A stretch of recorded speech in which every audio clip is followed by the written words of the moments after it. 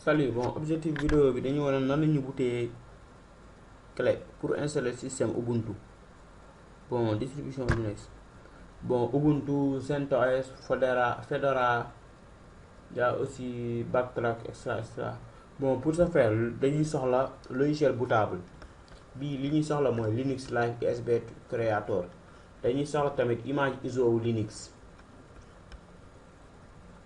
Distribution image ISO Linux précisément Ubuntu bi ngi nii version 20 ak clé boo xam ni 4 Go la ou plus. Bon, pour xool clé bi ñu utiliser dañuy def clic droit def propriété. mi ngi nii comme li ñu ko waxee woon rek type de fichier moom la ñuy xool image ISO moo ñuy permettre pour ñu installer système ci machine. La taille 2 Go 86 kon clé 4 Go bi dina baax 4 Go ou plus. Bon, d'habitude 8 moo gën nga xam du la indi benn problème te installation bi mooy gën a gaaw 8 jëm kaw 4 en général jëm kaw daal. Bon, pour installer ko dañuy def double clic. Bon, là on suppose que téléchargé nañ ko ci net bi ba installer ko ba pare da ngay def double clic def suivant ba mu ñëw. Après nga def mi ngi nii léegi suivant ba mu yegg ngay def. Bon, puisque installé naa ko ba pare duma ko lancer waat. léegi boo defee suivant ba dem terminer boo ko bëggee afficher da ngay dem menu démarrer nga tapé LI mu ngi nii nga cliquer ci pour mu lancer ko mu ne ndax da nga ko bëgg a lancer nga ne ko waaw. mu ngi nii mi ngi koy charger. lii lay ñëwee.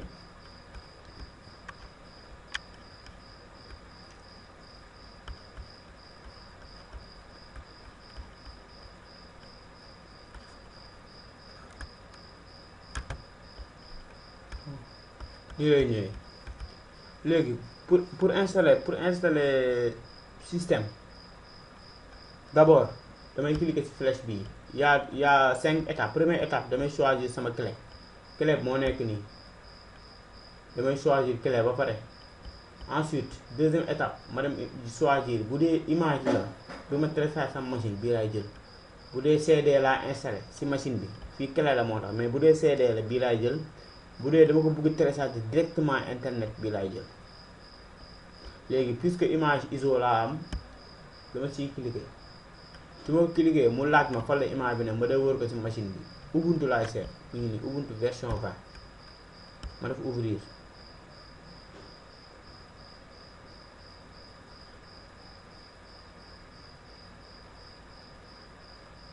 léegi da koy charger soo defee ouvrir da koy charger ba mu fees. chargé ba mu fees nga mën a jàll ci état de persistance. État de persistance c'est pas obligatoire moo la kon bàyyi ko noonu.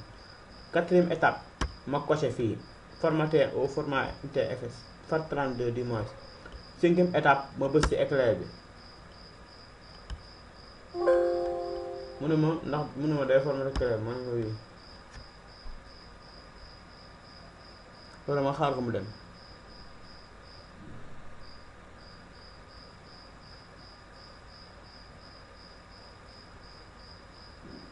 waaw léegi lancement bi commencé na su paree dina ma signaler ci suuf fi ñu def nii que ni clé bi pare na. en attendant ñu dem xool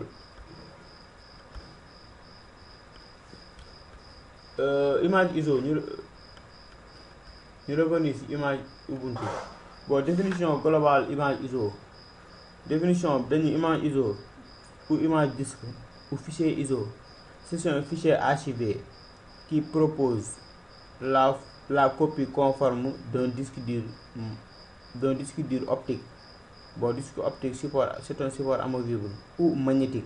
Bon, c'est un disque avec une couche magnétique qui regroupe les données. Là, ma définition image ISO. Bon, pour installer système sur machine, on a obligatoirement besoin de image ISO. Pour reconnaître image ISO, on a tout à l'heure. On a clic droit, on a propriété. muy nii type de fichier à chaque fois propriété même si téléphone propriété day jox information yi nga xam ne moom lañ am ci élément bi nga cliquer.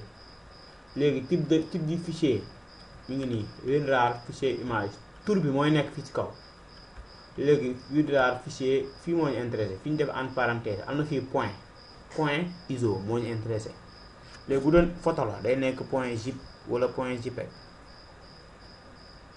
parce que image lii nii c'est très important. d'habitude dañ naan lii caractériser fichier li koy caractériser mooy son nom ak son type d'extension mooy lii nii mooy nom bi ak extension yi mooy caractériser fichier parce que de tout même booy wër dara sooy wër dara ci net bi ci yooyu nga mën a basé wu pour mën a gis li ngay seet.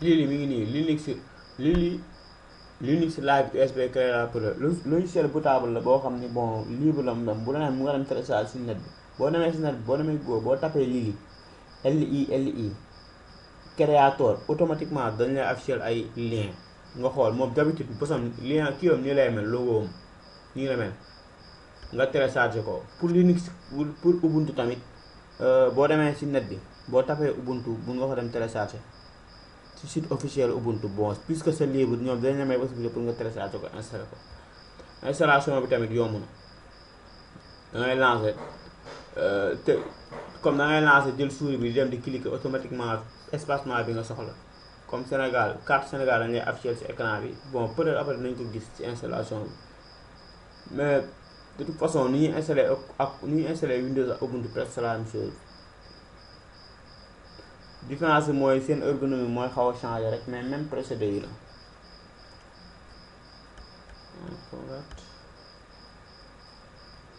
bon clé bi ça reste toujours décompression de vidéo sur la clé instant mi ngi koy décompresser pareil.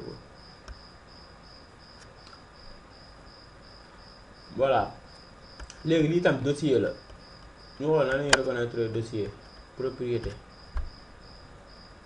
mi ngi nii boo leen xoolee fii type dossier des fichiers c'est-à-dire dossier des fichiers dossier moom d'habitude pour denc ay fichiers ñoo moo d'habitude pour denc ay fichiers la parce que dossier moom lañuy dugal fichier moom lañuy dugal ci biir dossier moom information yi la am type dossier des fichiers emplacement ak taille amul dara parce que moom taille am day déterminer dossier dafa vide dossier du am dara mais taille bi day déterminer contenu bi ñu ciy def c'est-à-dire que ni dossier bi nii su ma si defoon clé bu 10 giga comme bu ma defoon fichier bu 10 giga day nekk dalay jox contenu clé boobu noonu wala contenu fichier bi ma siy def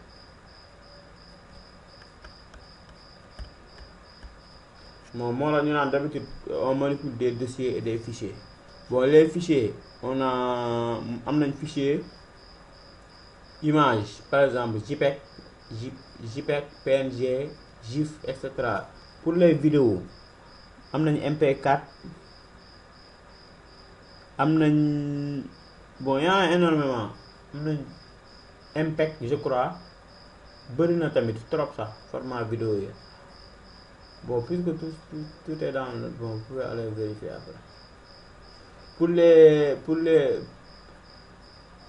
dans le net bon pour les fichiers les extensions on a extension .html .xhtml y en a énormément pour xool extension bi daal ngay def clic droit def propriété pour mu jox la extension bi ak taille bi bon ci biir si yeneen vidéo yi peut-être après on verra ni ñuy installer comme bouté nañ ko pare ñu def vidéo boo xam na la ñuy installer Windows ci biir machine ordinateur ak ni ñuy installer Linux ci biir machine puisque c'est la même chose. bon en parallèle aussi dinañ def développement web les bases de HTML CSS bon il y aura aussi PHP JavaScript bon XHTML XML ça dépend.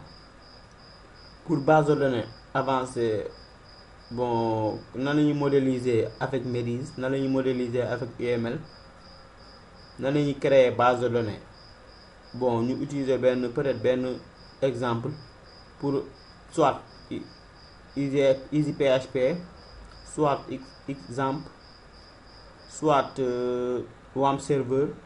Bon, ça dépendra. Aussi, comment créer une application? Bon, on relier PHP avec MySQL avec la méthode create, read, update, delete. Bon, les opérations de base en base de données, en développement.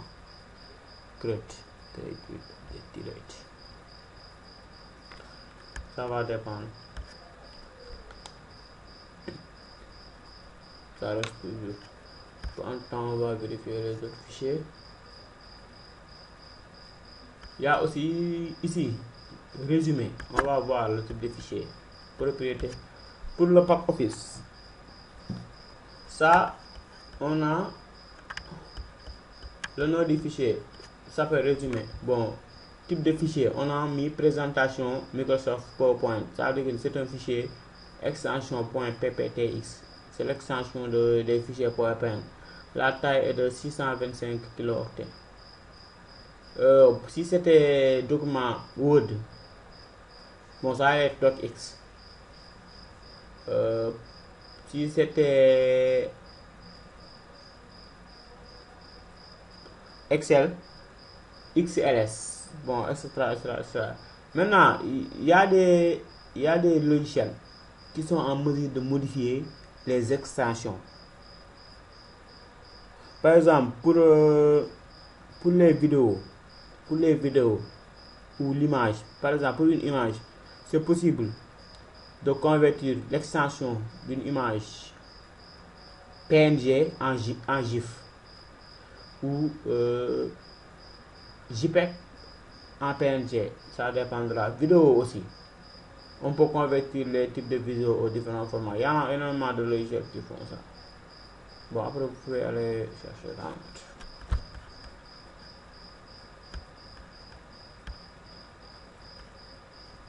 Ça reste toujours.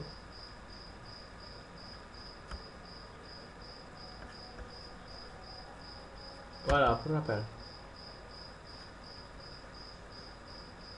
Voilà, des fois, l'image ISO peut aussi prendre cette forme. Dans certains ordinateurs, moi j'ai installé Windows, c'est pourquoi ça apparaît comme je l'ai montré tout à l'heure. Maintenant, des fois, ça apparaît comme ça. Ça aussi, c'est une autre représentation de l'image ISO. Si vous voyez ça, bon, c'est une image ISO, mais pour avoir la certitude, vous pouvez faire clic droit propriété, bon, pour avoir la confirmation. Ça peut aussi apparaître sous cette forme.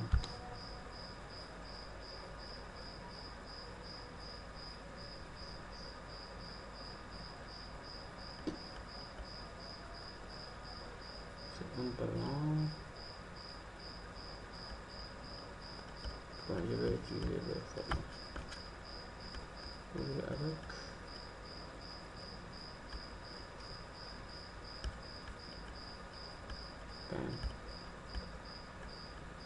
Voilà.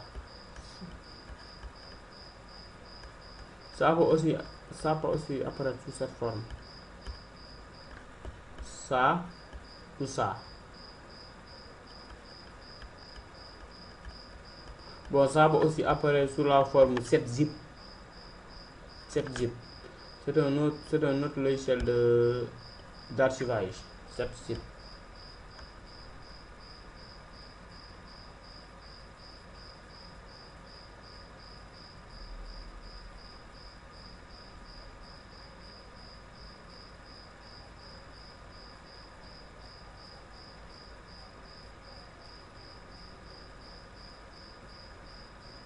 Compression de l'image, bon, ça prend beaucoup plus de temps que l'autre. Bon, pour booter, je vais revenir sur les méthodes. Comment booter? Bon, ici aussi on peut booter avec la méthode CMD par l'intermédiaire de disque part. Bon, des fois aussi il peut arriver que notre clé, ça arrive, bon, peut-être ça vous est souvent arrivé. Vous avez une clé de, par exemple, 16 Go. vous installez un ordinateur, plus tard vous formatez, il vous dit que la clé, la capacité c'est 4 Go. Ça pose problème. Vous vous posez la question où est passée l'autre capacité. Bon, quelque chose qui était 16 qui s'est réduit jusqu'à 4 ou 3 Go. C'est parce que dans certaines clés, il y a des fichiers, il y a des zones temporelles. Bon, pour remédier à ça, vous insérez la clé. Bon, j'ai oublié que je devais parler en wolof. Pour def genre problème yooyu noonu da ngeen dugal clé bi ngeen dem taper disque part après nga def liste disque mu afficher le disque yi normalement disque bi par numéro lay afficher 1 2 3 etc. nga def select disque par exemple 1 ba defee select disque 1 après nga def clean après nga def create partition primary boo defee répartition après nga def format fs nga jox ko extension bi FAT32 ou NTFS. Voilà ñu ngi nii bu paree danaan la votre clé Linux est maintenant prête. léegi day lancer page pour wan la procédure yi nga war a suivre pour installer ko. Bon saa bu jarul mu koy xaar ndax dama désactiver sama connexion kon du ñëw mën naa ko tëj.